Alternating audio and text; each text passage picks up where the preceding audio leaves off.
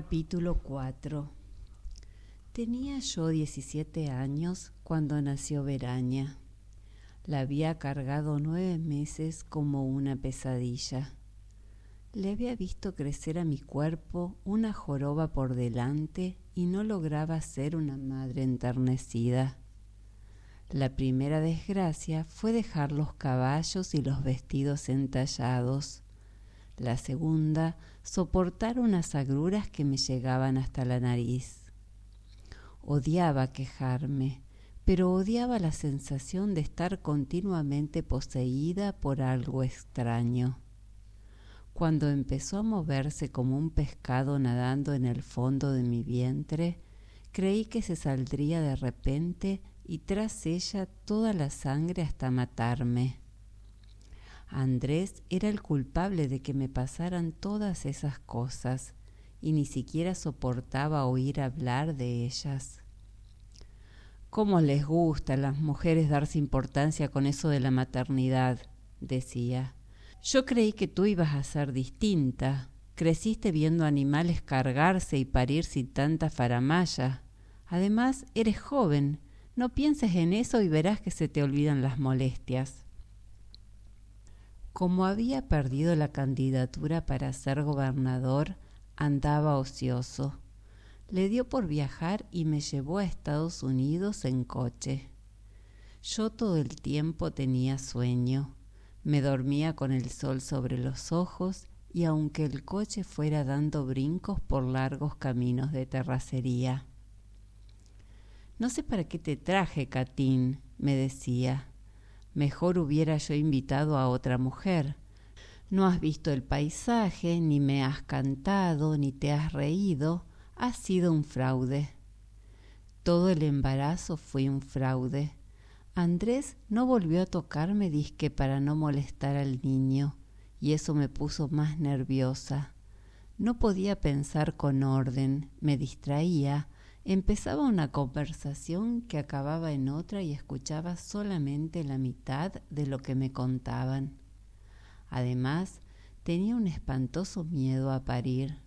Pensé que me quedaría tonta para siempre. Él se iba con más frecuencia que antes. Ya no me llevaba a México a los toros. Salía de la casa solo y yo estaba segura de que a la vuelta se encontraba otra mujer. Alguien presentable, sin un chipote en la panza y unas ojeras hasta la boca. Tenía razón, yo no hubiera ido conmigo a ninguna parte, menos a los toros, donde las mujeres eran bellísimas y con las cinturas tan delgadas. Me quedaba rumiando el abandono, sobándome la panza, durmiendo. Solo salía para ir a comer a casa de mis papás. Un mediodía iba por el zócalo soplándole a un reilete que compré para Pía y me estrellé con todo y barriga contra Pablo, mi amigo del colegio. Pablo era hijo de chipileños. Sus abuelos eran de Piamonte en Italia, por eso era güerejo y de ojos profundos. «Qué bonita te ves», dijo. «¿Cómo eres?», contesté. «¿En serio? Yo siempre supe que te verías linda esperando un hijo». Total, no fui a comer a casa de mis papás. Pablo repartía leche en una carretita tirada por mulas. Salía de Chipilo muy temprano en las mañanas. Me invitó a subirme en ella y nos fuimos al campo.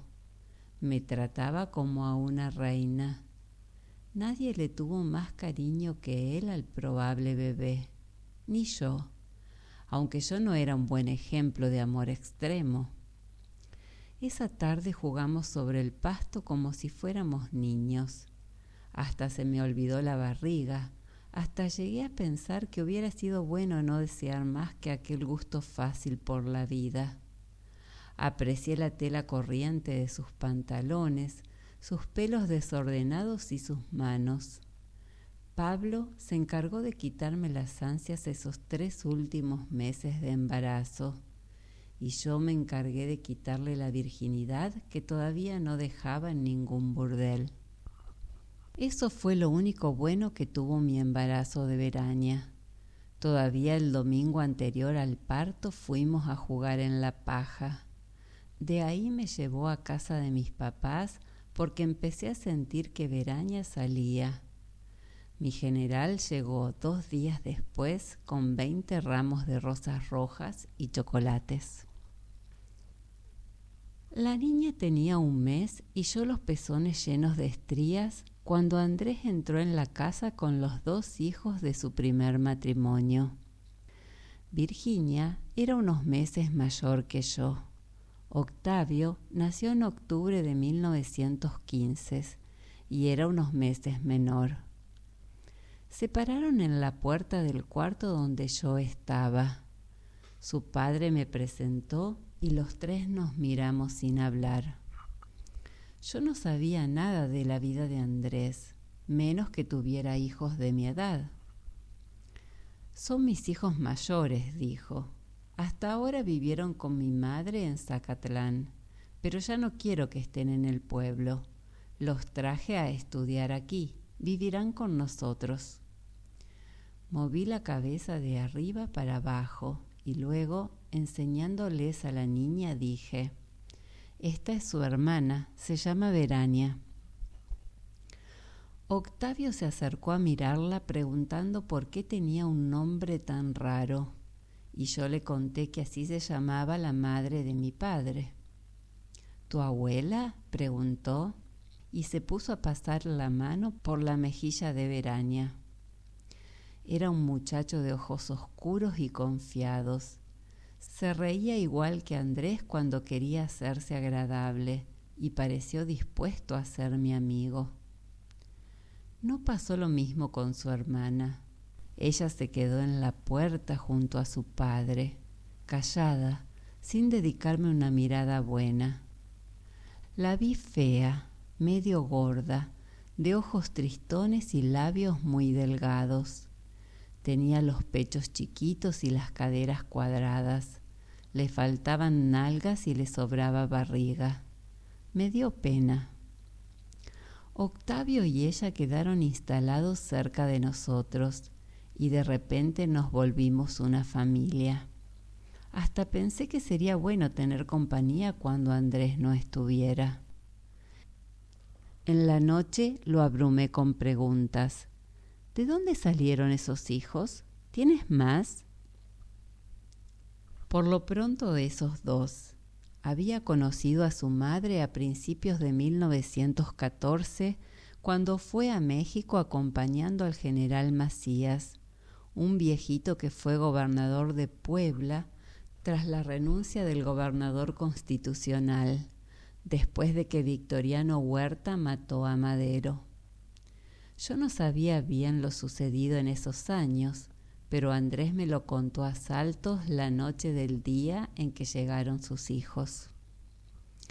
Macías era de Zacatlán, arriero como el papá de los Asensio. Peleó en Puebla contra los franceses y se unió a las tropas de Porfirio Díaz. Con él se hizo importante y rico.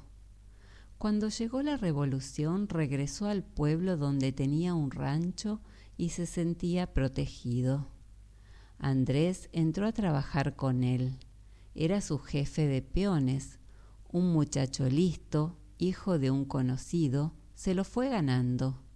Cuando Huerta le ofreció la gubernatura, el viejillo agarró encantado y se llevó a su ayudante para Puebla. A los 6 meses de andar disque gobernando, se puso enfermo. Quiso ir a curarse a México y cargó con Andrés, que se le había hecho necesario porque era ordenadísimo y lo cuidaba como un perro. Sabía dónde había puesto sus anteojos siempre que los perdía y aprendió a manejar su ropa y hasta algunas de sus cuentas. El general duró enfermo 3 semanas y a principios de enero de 1914 murió como era de esperarse. Andrés se quedó en México solo, sin entender una chingada de todo lo que ahí pasaba, sin trabajo y con 2 monedas de plata, regalo del viejo Macías. Le gustó la ciudad. Consiguió trabajo en un establo por Mixcoac y se quedó a ver qué pasaba. Total, tenía 18 años y ningunas ganas de volver al pueblo.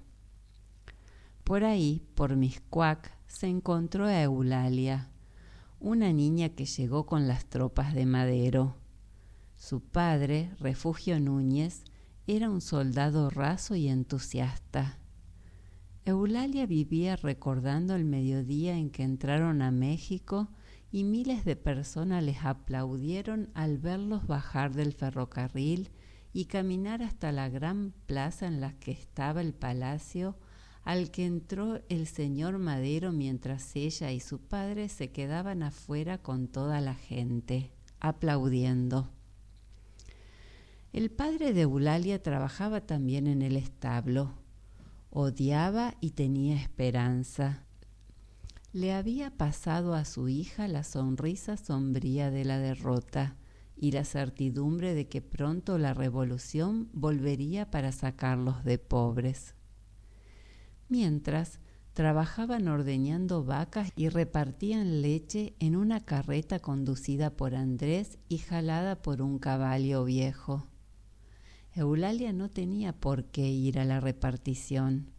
Su quehacer terminaba en la ordeña, pero le gustaba recorrer con Andrés la colonia Juárez, tocar en las puertas de las casas grandes a las que salían sirvientas con uniformes oscuros y una que otra vez mujeres blanquísimas con batas de sedas y en la cara la expresión de que el mundo se les estaba acabando. Ella le enseñó a Andrés las casas que hacía un año se habían desbaratado con los cañones de la rebelión que derrocó a Madero. Andrés seguía entendiendo bastante poco, pero frente a la niña se volvió maderista. Eulalia, dijo él, tenía los ojos de Octavio. Era menuda y fuerte. Le regaló la virginidad una mañana al volver de la entrega. Quise saberlo todo. Extrañamente me lo contó. Pasaban el día juntos, desde la madrugada en que se levantaban a ordeñar hasta la tarde que se les hacía noche tomando café y oyendo a su padre hablar de que Emiliano Zapata había tomado Chilpancingo, de que los revolucionarios del norte se acercaban a Torreón, de que el traidor Huerta había expedido un despacho de general de guerra para don Porfirio y que le habían mandado la condecoración a París. Quién sabe cómo, el papá de Eulalia estaba siempre al tanto de todo. Después de que unos marinos gringos fueron detenidos en Tampico por andar merodeando cerca del puente Iturbide, él vaticinó el desembarco de tropas gringas en Veracruz. Antes de que Zacatecas fuera tomada por Villa, previó varios días de lucha sangrienta y más de 4.000 muertos en batalla. Como todo lo adivinaba, supo también que Eulalia iba a tener un hijo de Andrés, y tras la inevitable pesadumbre se dedicó a mezclar profecías sobre la guerra y el futuro de su nieto. Eulalia aceptó que le cambiara el cuerpo y que poco a poco se le fuera estirando con la presencia del hijo, sin dejar de levantarse en la madrugada para la ordeña o de ir con Andrés a hacer las entregas en la carreta. Una mañana de mediados de julio, don Refugio Núñez amaneció anunciando la derrota del traidor. No bien lo dijo y la Cámara de Diputados le aceptó la renuncia a Victoriano Huerta. De ahí empezó a vaticinar la caída de Puebla, la de Querétaro, Saltillo, Tampico, Pachuca, Manzanillo, Córdoba, Jalapa, Chiapas, Tabasco, Campeche y Yucatán. Hoy llega el general Obregón, dijo el 15 de agosto, y los 3 se fueron al Zócalo a recibirlo. Al joven Asensio le gustó Álvaro Obregón. Pensó que si un día le entraba a la bola, le entraría con él. Tenía aspecto de ganador. «Porque no has visto a Zapata», le dijo Eulalia. «No, pero conozco las caras de los indios de su rumbo», contestó Andrés. No pelearon. Él hablaba de ella como de un igual. Nunca lo oía hablar así de otra mujer. Cuando Venustiano Carranza llegó a México y convocó a una convención de gobernadores y generales con mando, para el 1 de octubre, don Refugio vaticinó que Villa y Zapata no apoyarían al viejo Carranza. Otra vez acertó. La convención se trasladó a sesionar a Aguascalientes y ahí fueron Villa y Zapata. A fines de octubre se aprobó el plan de Ayala. Don Refugio empezó a beber desde que imaginó que eso sería posible y para cuando se confirmó la noticia llevaba 3 días borracho y repitiendo: «Se los dije, hijos, ganó, tierra y libertad». «Usted dirá lo que quiera, pero hacen mal en pelearse con el general Carranza», dijo Andrés. Eulalia se acarició la barriga y preparó café. Le gustaba oír a su padre conversar con su señor. A principios de noviembre, Carranza salió de México y desde Córdoba desconoció los actos de la convención. En Aguascalientes, la convención siguió reuniéndose como si nada. Nombró un presidente provisional de la República y siguió peleando las plazas a los carrancistas. El día 23, los gringos le entregaron Veracruz al general Carranza, pero el 24 en la noche, las fuerzas del sur entraron a la Ciudad de México. El día 6 de diciembre, Eulalia amaneció con dolores de parto. De todos modos, su padre decidió que antes de cualquier cosa tendrían que ir a la Avenida Reforma para ver desfilar al ejército convencionalista con Villa y Zapata a la cabeza. Una columna de más de 50.000 hombres entró tras ellos. El desfile empezó a las 10 de la mañana y terminó a las 4:30 de la tarde. Eulalia parió una niña a media calle. Su padre la recibió, la limpió y la envolvió en el rebozo de Eulalia, mientras Andrés los miraba hecho un pendejo. «¡Ay, Virgen!», era lo único que podía decir Eulalia entre pujo y pujo. Tanto lo dijo que cuando llegaron a casa y mientras don Refugio bañaba a la criatura, Andrés decidió que la llamarían Virgen. Cuando fueron a bautizarla, el cura dijo que ese nombre no se podía poner y les recomendó Virginia, que sonaba parecido. Aceptaron. A los 8 días del parto, Eulalia volvió al establo con la niña colgada de la chichi y una sonrisa aún más brillante que la de un año antes. Tenía una hija, un hombre, y había visto pasar a Emiliano Zapata. Con eso le bastaba. En cambio, Andrés estaba harto de la pobreza y rutina. Quería ser rico, quería ser jefe, quería desfilar, no ir a mirar desfile. Andaba amargado de la ordeña al reparto y oía las predicciones de don Refugio como una serie de maldiciones. Los convencionistas y los constitucionalistas peleaban en todo el país. Un día unos tomaban una plaza y al otro día los otros la rescataban. Un día valía un decreto y otro día otro. Y para unos la capital era México y para los otros Veracruz.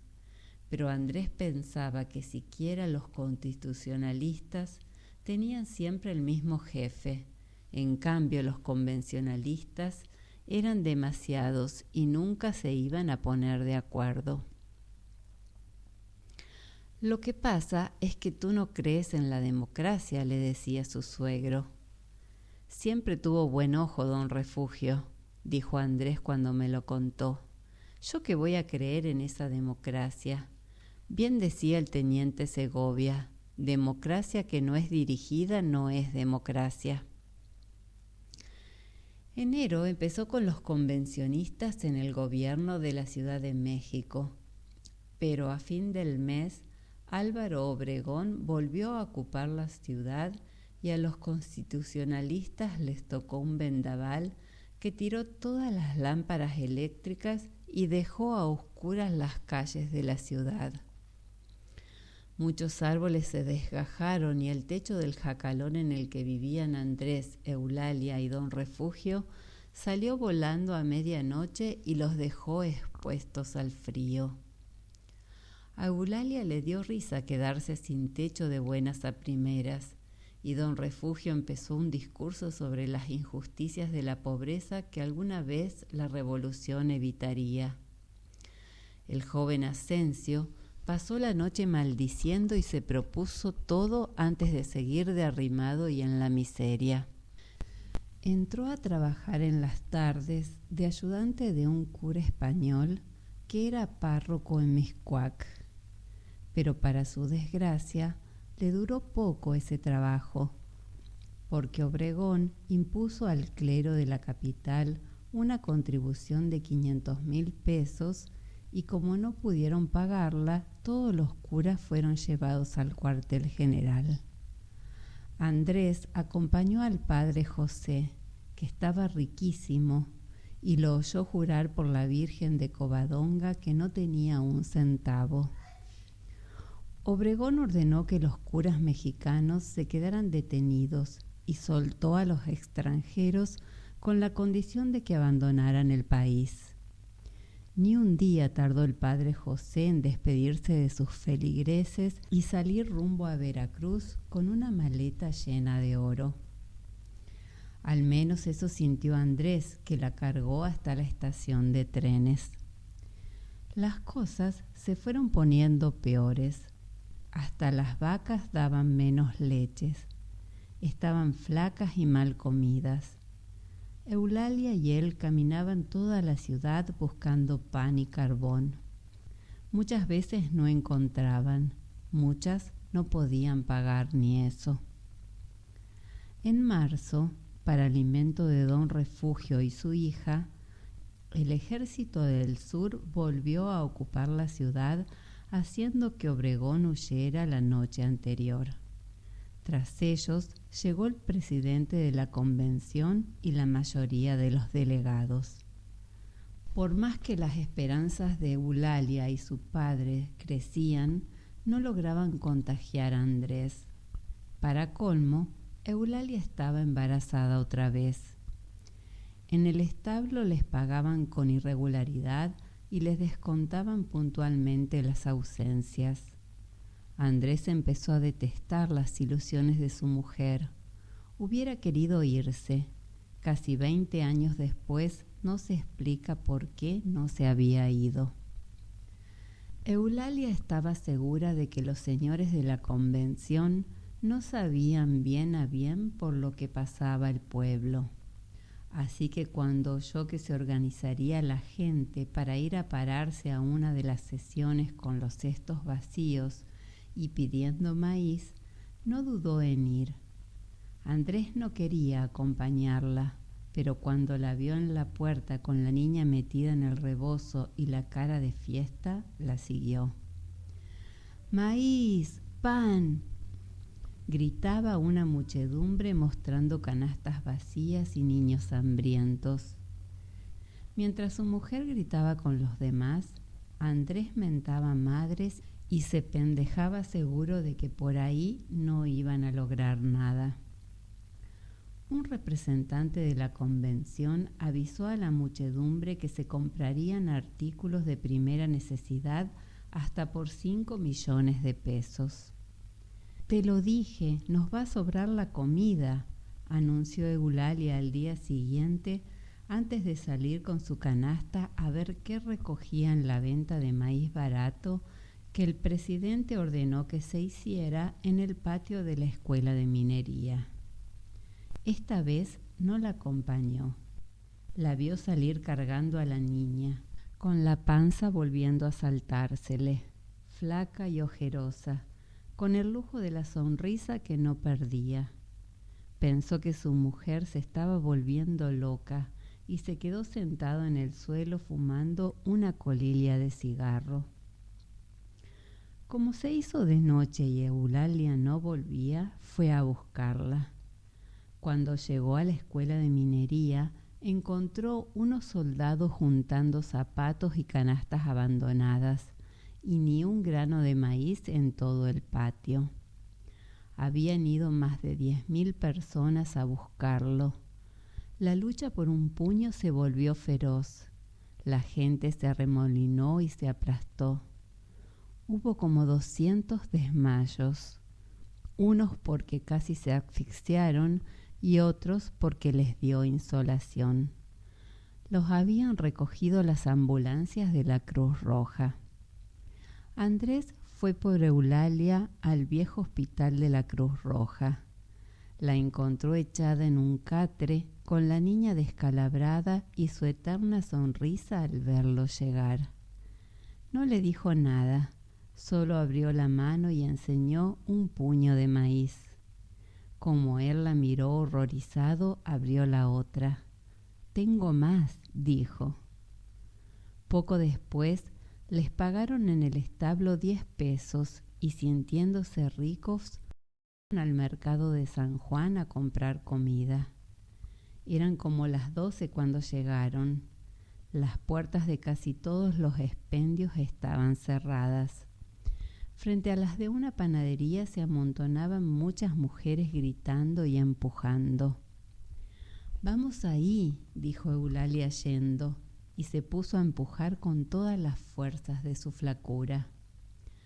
De repente, las puertas se dieron y las mujeres entraron a la panadería tan enardecidas como hambrientas, y se fueron sobre los panes peleándose por ellos y echando en sus canastas lo que podían. Andrés vio el desorden aquel, presidido por el panadero español que pretendía impedir a las mujeres que tomaran los panes sin pagarlos. Peleaba con ellas y quería meter la mano en sus canastas y quitarles lo que tenían dentro.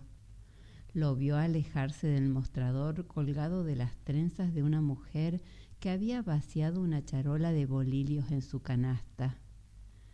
No encontró mucho dinero en la caja de madera guardada cerca del suelo, pero Andrés lo tomó rápidamente y buscó a Eulalia en medio de los rebozos y los brazos de todas las mujeres que seguían recogiendo migajas mientras mordían alguna de sus ganancias.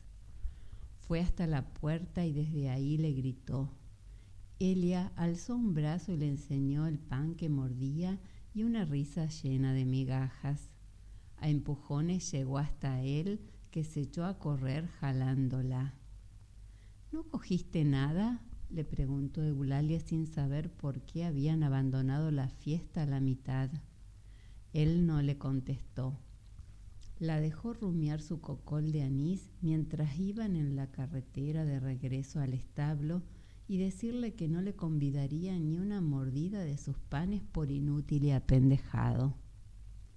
Don Refugio se había quedado con la niña y mecía su cuna de costal amarrado al techo con mecates. Eulalia entró dichosa y le extendió la canasta de panes al viejo profeta. Andrés los vio abrazarse riendo y pensó en guardar el dinero para días menos felices. Pero como Eulalia no dejaba de criticarlo, se sacó de las bolsas todas las monedas que había podido guardarse. «Hay muchas de a peso», gritaba Eulalia aventándolas al aire. Esa misma tarde quiso comprarse un rebozo y obligó a su Andrés a gastar en una camisa para él y otra para Don Refugio. A la niña le buscó un gorro con holanes de satén brillante y lo demás lo gastaron en azúcar, café y arroz. Andrés se empeñó en guardar 15 pesos. «5 más de lo que teníamos en la mañana», dijo Eulalia antes de dormirse. Amanecieron oyendo los cañones tan cerca que pensaron en no ir a ordeñar las 8 vacas flacas que quedaban en el establo. Pero Eulalia quería sopear uno de sus panes en la cubeta de leche cruda y salió más temprano que nunca sin oír las advertencias de su padre. Todo el día se oyeron los cañones. Andrés y Eulalia bajaron hasta la colonia Juárez con la poca leche que habían sacado, pero nadie les abrió la puerta. No había trenes ni coches en las calles. Los comercios estaban cerrados y muy poca gente se atrevió a salir. En la tarde se marcharon las últimas tropas convencionistas y a la mañana siguiente entraron a la ciudad las primeras fuerzas constitucionalistas. 2 días después entraron más y con ellas un nuevo comandante militar de la plaza, otro inspector de policía y otro gobernador del distrito. Eulalia fue con un billete de $1 a comprar manteca y en la tienda le dijeron que ese papel ya no valía. Regresó a la casa furiosa contra Andrés, que no había querido gastárselo todo. Tenía tanta rabia que intentó quemar lo que tenían guardado, pero su padre pronosticó el regreso de los convencionistas y le quitó los billetes que había puesto a dorarse en el comal. Se fue volviendo pálida y triste. Andrés decía que era el embarazo, pero don Refugio alegaba que el año anterior no había pasado nada así. Dicen que cada hijo se hace distinto, le contestaba Eulalia cuando discutían. 5 días después, los convencionistas recuperaron la ciudad. No bien lo supo Eulalia, fue con sus billetes a la misma tienda en que se los habían devuelto. Compró 2 kilos de arroz, 1 de harina, 2 de maíz, 1 de azúcar, 1 de café y hasta una cajetilla de cigarros. Cuando volvieron los constitucionalistas y don Refugio pronosticó que volvían para quedarse, Eulalia miró orgullosa su precaria despensa. Carranza llevaba 1 mes en la ciudad y su gobierno era reconocido hasta por los Estados Unidos cuando Eulalia parió un niño de ojos claros como los de Andrés y sonrisa insistente y precoz como la de ella. Don Refugio estaba iluminado por la euforia. No podía encontrar mejor pronóstico para el futuro de prosperidad que estaba empeñado en alcanzar. Él le puso Octavio antes de que nadie pudiera opinar otra cosa. Virginia apenas tenía 1 año y pasó a segundo término de la noche a la mañana. La madre y el abuelo estaban demasiado ocupados con el prodigio de un hombre recién nacido y el padre apenas la veía intentar unos pasos mientras pensaba cómo salir de pobre rápido y para siempre. Se iba solo en la carreta después de la ordeña y recorría la ciudad que empezaba a parecerle ordenada y hasta grata. Un día el dueño del establo le pidió que acudiera a la nueva oficina llamada Departamento Regulador de Precios a preguntar en qué iba a quedar el precio de la leche, no fuera a ser que la estuviera dando más barata. Como un aparecido, Andrés vio a Rodolfo, su amigo de la infancia en Zacatlán, tras la ventanilla de informes. Había entrado a México con el Ejército de Oriente en calidad de sargento, aunque jamás dio una batalla. Era cobrador y necesitaba grado para merecer respeto. Le llevaba 2 años y hacía más de 4 que no se veían. Andrés siempre creyó que su amigo era un pendejo, pero cuando lo vio con la ropa limpia y tan gordo como cuando vivían alimentados por sus padres, dudó de sus juicios. Se saludaron como si se hubieran visto a la tarde de ayer y quedaron en comer juntos. Andrés volvió muy de noche al jacalón de Mixcoac. Cuando su mujer le reprochó que no hubiera avisado cuánto tardaría, Él contó la historia de su amigo convertido en sargento y le aseguró que pronto tendría un trabajo bien pagado. Don Refugio se frotó las puntas de los bigotes y le dijo a su hija: «¿Ya ves cómo tenía yo razón? Andaba en buenos pasos. A este hombre le va a ir bien con los del norte. Si quiera algo de todo esto, que no me encabrone». «Vamos a hacerlo padrino de Octavio», dijo Andrés. Eulalia extendió su eterna sonrisa y fue a tirarse en la cama junto a su hijo. «Esta dice que se siente cansada», contó don Refugio, «y para que ella lo diga, ha de irse a morir». Por desgracia, don Refugio también acertó en esa predicción. La epidemia de tifo, que hacía meses andaba por la ciudad, entró al jacalón de Mixcoac y se prendió de Eulalia. En 8 días se le fue cerrando la risa. Casi no hablaba, tenía el cuerpo ardiendo y echaba un olor repugnante. Andrés y don Refugio se sentaron a verla morir sin hacer nada más que ponerle paños mojados en la frente. Nadie se aliviaba del tifo. Eulalia lo sabía y no quiso pesarles los últimos días. Se limitó a mirarlos con agradecimiento y a sonreír de vez en cuando. «Que te vaya bien», le dijo Andrés antes de caer en el último día de fiebre y silencio.